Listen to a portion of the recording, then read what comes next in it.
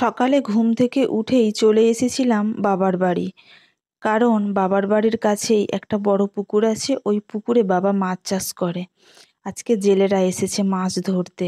এই দেখো মাছগুলো কেমন লাফাচ্ছে দেখো।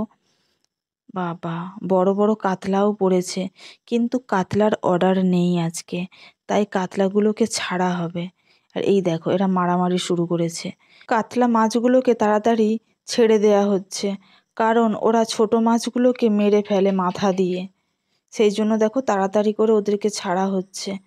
বাবা এতটাই বড়, তুলতে ভীষণ অসুবিধে হচ্ছে।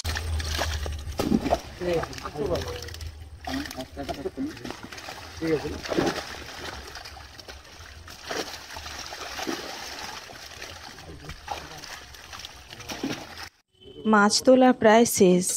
এই ভাইগুলো বড় বড় হাঁড়িতে করে মাছ নিয়ে চলে যাচ্ছে মার্কেট। তারপর বাবা আমাকে বলছে, তুই কিছু মাছ নিয়ে নে, বাড়িতে নিয়ে যাবি। কিন্তু আমি বেশি মাছ নিলাম না, কারণ আজকে পুকুরের মাছ খেতে ভালো লাগছে না, আজকে নদীর মাছ কিনবো। তাই কয়েকটা মাছ নিয়ে বাড়ি এলাম।